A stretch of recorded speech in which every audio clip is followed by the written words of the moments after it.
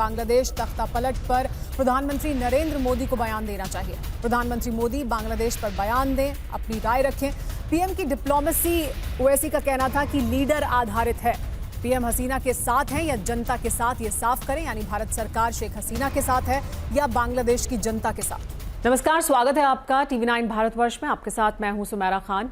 AIMIM chief Asaduddin Owaisi साहब, बहुत स्वागत है TV9 भारतवर्ष में सर आपका। बांग्लादेश में जो हालात बने हुए हैं और बांग्लादेश में जिस तरह की अराजकता इस वक्त देखी जा रही है, जिस तरह की सड़कों पर हम प्रदर्शन देख रहे हैं, क्या आपको लगता है कि बांग्लादेश एक हमारा और पड़ोसी देश अस्थिर हो जाएगा, वहां पर अस्थिरता आएगी, इस तरह के हालात होंगे जैसे अफगानिस्तान में, हम वहां पर भी देखेंगे इस तरह के हालात? ये पूरी जिम्मेदारी नरेंद्र मोदी की है। नरेंद्र मोदी डिप्लोमेसी को पर्सनल लेवल पर करते हैं, लीडर टू लीडर। डिप्लोमेसी होती है देश के दरमियान, दो देश के दरमियान। नरेंद्र मोदी लीडर करते हैं। आप देखिए मालदीव्स में, हमको नहीं मालूम चेंज हो गया, 56 इंच का सीन है, हमारी फौज वहां से वापस आ गई।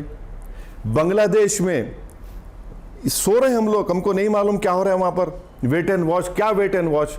अच्छा, हम अब वहां पर एक नई सरकार आएगी, अब यहां पर हम वहां के डिपोज लीडर को रख रहे हैं। अब कल वहां बांग्लादेश सरकार बोलेगी वापस भिजाइए, इन्होंने वहां पर क्राइम किया है। आप क्या करेंगे? आप क्या करेंगे सरकार, बताइए हमको। जब हम बांग्लादेश को हमने मदद की थी उस जमाने में, आज वो लोग नई गवर्नमेंट कहे कि आप भिजाइए वापस उनको, आप क्या करेंगे आप? अच्छा, क्या ये एक मेरी बात सुन, प्रधानमंत्री ये क्यों नहीं कह रहे कि हम बांग्लादेश जनता के साथ हैं? आप वो डिपोज लीडर के साथ है, जनता के साथ है, बताइए आप। शेख हसीना को नहीं देना चाहिए संरक्षण इस वक्त? मैं मेरा सवाल सरकार से है। नहीं, अगर नहीं, एक हाइपोथेटिकल सिचुएशन देख लीजिए। अगर कल वहां की जो भी सरकार होगी बोलेगी हमको वापस भिजाइए, इन पे केस चलाना है, क्या करेंगे नरेंद्र मोदी? मैं यही कह रहा हूं ना, ये इनके जो पॉलिसी है इंडिविजुअल बेस्ड है, लीडर बेस्ड है। अरे भाई, देश के दरमियान में होता है। आपको नहीं मालूम अफगानिस्तान में क्या हुआ? जितने हमने अफगानिस्तान में हजारों लोगों को ट्रेन किया, कितने लोगों को ट्रेन किया वहां पर, जब आज कहां है वो लोग? भारत आने से तड़प रहे हैं, भाग रहे हैं यहां से वहां। मालदीव में हो गया हमको पता नहीं, श्रीलंका में हो गया हमको पता नहीं, म्यांमार में हो गया हमको पता नहीं, क्या पता है भाई आपको? आप सिर्फ भूटान ले लेकर खुश होंगे क्या? ये आपकी फॉरेन पॉलिसी है।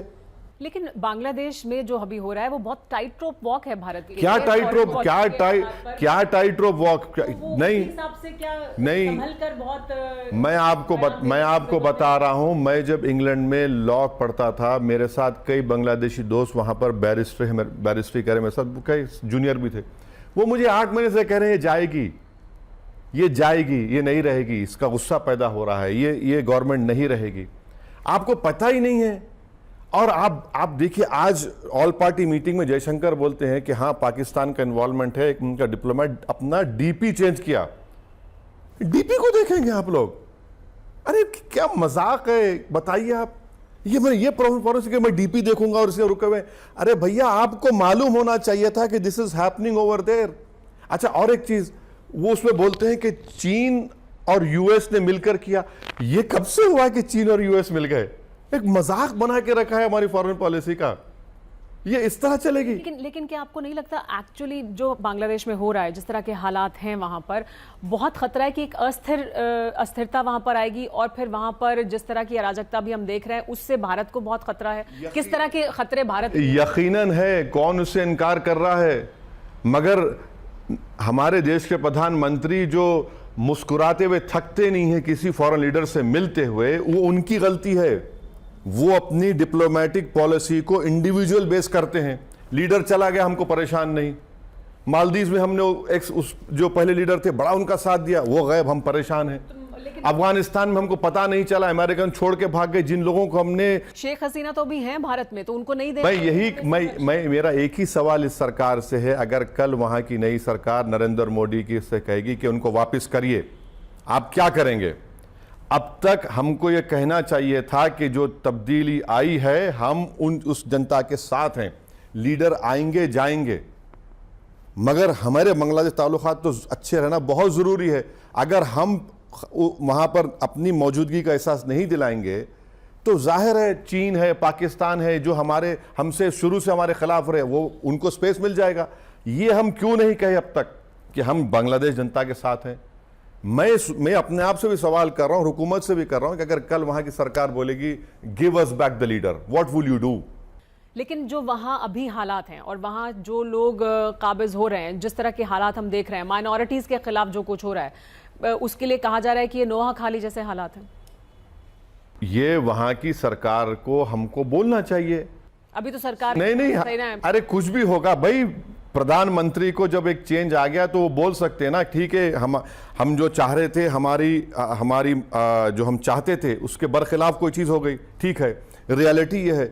मगर हमको अगर उसको एक्सेप्ट नहीं करेंगे, और ये तो गलती आप हमारी भी है ना, आप नहीं तो बुलाया था अपने ओथ टेकिंग सेरेमनी में मोहतरमा को, वहां पर इलेक्शन हुए, कोई अपोजिशन इलेक्शन में नहीं है। ये सब चीजें मुझे दिख रहे हैं, मैं तो कोई डिप्लोमेटिक एक्सपर्ट नहीं हूं, मगर जब मेरे जैसे आदमी को समझ में आ रहा है, भाई ये तो जानकार लोग बैठे हुए हैं जिनको तनख्वाह मिल रही है मेरे टैक्स से, उनको समझ में नहीं आ रहा था बात, ये हमको मालूम ही नहीं। वेट एंड वॉच, अभी भी वेट एंड वॉच, अभी वेट एंड वॉच होगा। बहुत शुक्रिया ओवैसी साहब तमाम मुद्दों पर हमसे बात करने के लिए।